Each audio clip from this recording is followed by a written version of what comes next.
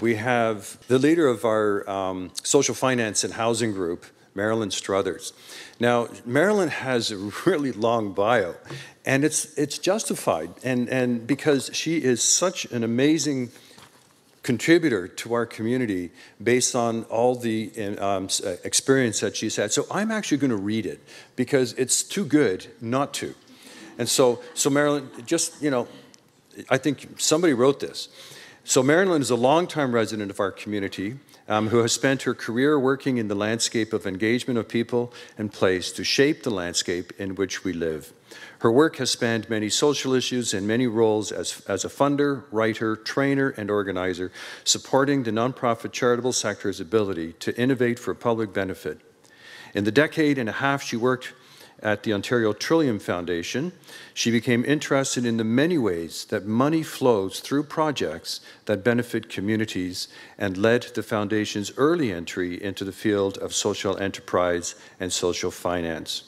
Marilyn was the first chair of social innovation at Ryerson University, now Toronto Metropolitan University, and from her home in the woods of Georgian Bluffs, she now works primarily as a facilitator and volunteer lead with the Institute of Southern Georgian Bay's Social Finance Learning Group, focused on the financing of affordable housing in our community. She has been deeply engaged in the work of community response to climate change and as a board member of Social Innovation Canada. I couldn't have made that up.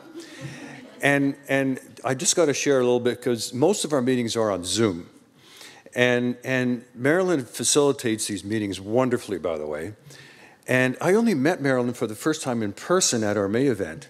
And I couldn't believe how small a lady Marilyn is, because on the screen, she takes up the whole screen. But it's her personality, her passion, and her competence at leading this group. And so, Marilyn, I'd like to invite you up and give your presentation. Thank you very much. Let's give a warm welcome.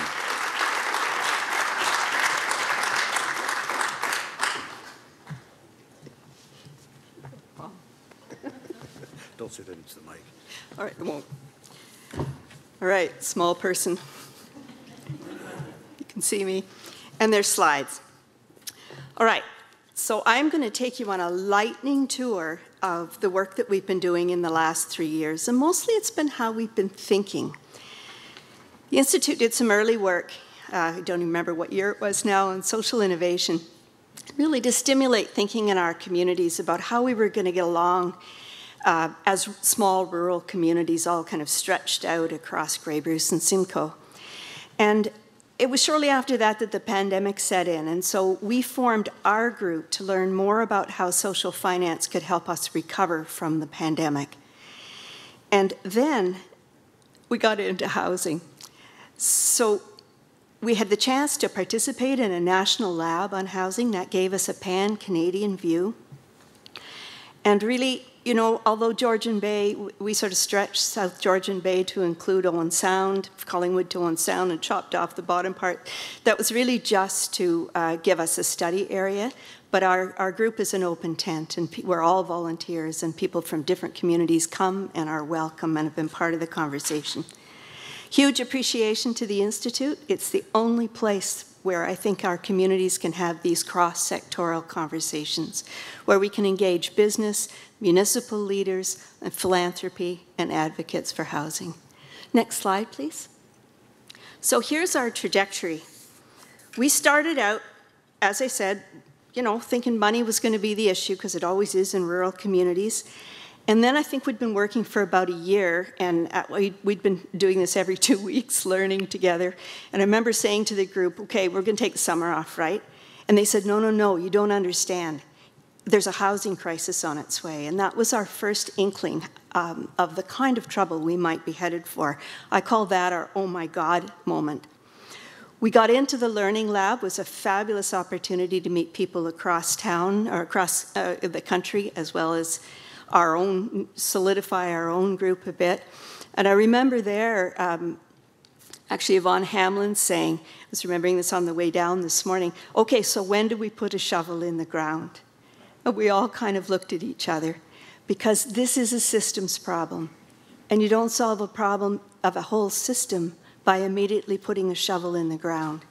So we learned deeply. We've learned deeply together. We've learned in the last 8 months or so from a number of other communities in Ontario who are working on solving this problem. And now we're sort of where that big arrow is. We're thinking about what would be on an ecosystem that would actually begin to tackle the financial end of access to capital for affordable housing. And affordable housing, not just for 10 years, but in perpetuity is what some communities are doing. And rolling together some of what Andrea said and what Yvonne said, nonprofit organizations here have a major role to play to hold that thread through affordability for workforce housing. So how do you do a systems think? You know, we're all probably hikers and gardeners. You know that systems depend on many different parts to flourish in relationship to one another. And of course, we have a financial ecosystem in Canada as well. And you will have heard the terms financialization or commodification of housing, really to describe the affordability problem that's created when the system itself begins to operate against family home ownership and lower income renters in favor of investment opportunities. So there's been lots of changes in our community, but we remain all connected and we have impact one upon another on what happens, not only as individuals, but as communities. If we solve the problem of housing in Collingwood, it will have a distinct impact on Town of Blue Mountains and on Meaford.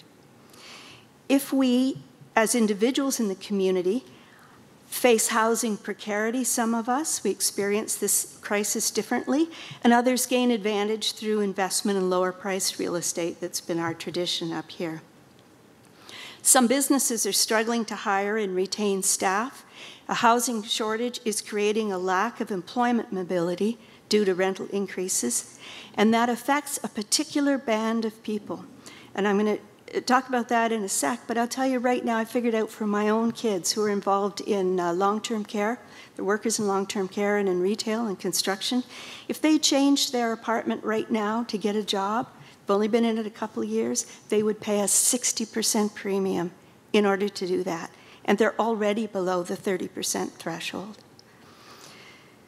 So once you're in that kind of situation as communities, then all kinds of critical things that contribute to the sustainability of a community start to show strain. Donations to nonprofit services drop, as they are all across Ontario. Wait lists for subsidized housing grows as we end up with employed people on in that queue. And then there's the health and mental health consequences that we're starting to see. RBC and Scotiabank have cut the numbers on this. They're telling us for low-income rentals, this problem is going to be 4 times worse by 2026. You change the slide, please. Okay, this is our toolkit. This is everything we know. It's on the website for you. We just updated it thanks to Jess and many others in our group. So take a read. I'll send you specifically to the social finance primer for communities if this is new to you. I'll get you started, and we're planning an update that will look at affordable housing, social finance in the new year. So next slide, please. When you take a systems view, it's clear that there are many aspects and you can't tackle everything at once. Stephen Leacock once said he jumped on his horse and he rode off in all directions. And that's sort of what the shovel in the ground story stays for me. So what is the most pressing problem that we could solve locally? We didn't create this crisis, but we're going to have the responsibility for fixing it. What's the one place, the pivot place, that will tip the system locally towards affordability? In Grey Bruce, the living wage is $23 an hour. The only place in Ontario that has a higher living wage is Toronto. That's an increase of 10% almost over last year, and the bulk of that is the difference in housing costs. Workers in the 3 sectors you see up here are facing precarity, and these are the same workers that we began to recognize as essential during the pandemic. These are the ones that were not on holiday. People in the lower end of healthcare, in retail, and hospitality and tourism that our community depends on. And you hear about it across the sector. We had a volunteer working in town of Blue Mountains. She'd moved up here so that she could work from home, no daycare. We have owned restaurants in Owen Sound, no wait staff.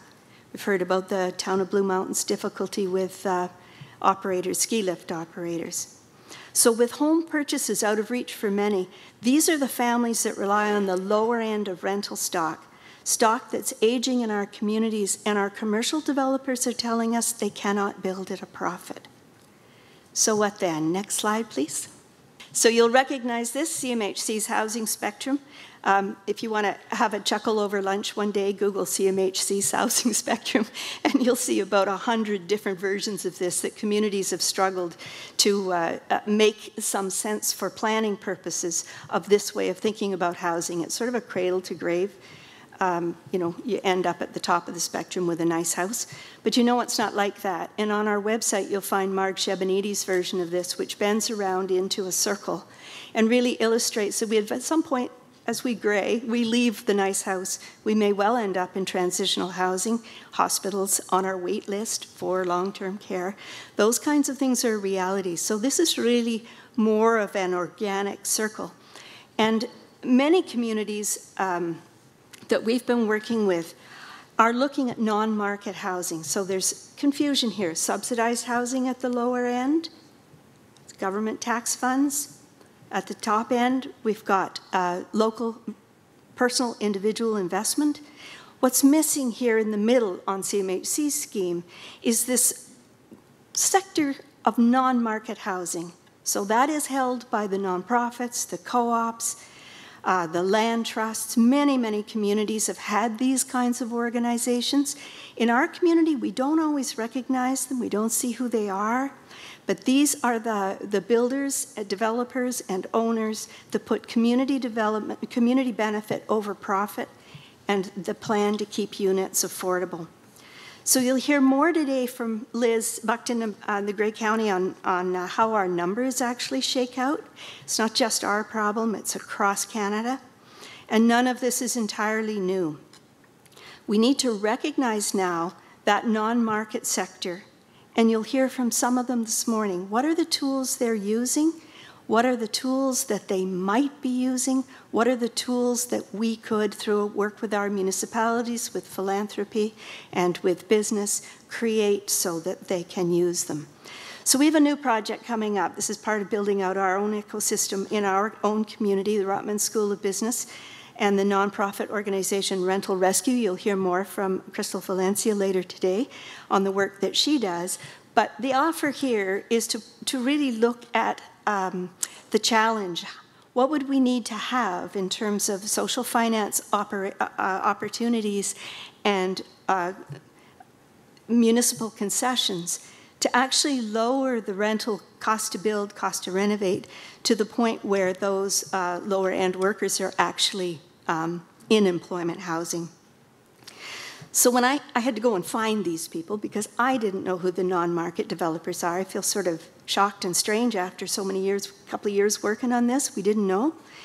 But we have found them, and they are participants in the Rental Rescue Rotman School project. You'll hear more in the future. But I really realized there are three problems this sector is struggling with. The first is a lack of access to capital. They need more capital in order to support these kinds of developments, and this is where social finance comes in. They lack the municipal recognition and development support for non-traditional forms of housing. So municipalities have to know what a co-op is and trust that that's a good thing and it will work, or a land trust. And finally, they have the lack of capacity, or could use a capacity boost around mobilizing complex government CMHC funding for these kinds of projects. So when Yvonne talks about a nonprofit, what we're starting to imagine is an enabling nonprofit that works with municipalities, business, and development to begin to broker out the finances so the builders can build and the nonprofits can run. So you change my slide again, please. When I was working with the Ontario Trillium Foundation, looking at how people were using money and how money was flowing, the nonprofit sector was then in the beginning of a crisis around government funding, and I don't have to explain that, you probably all know it.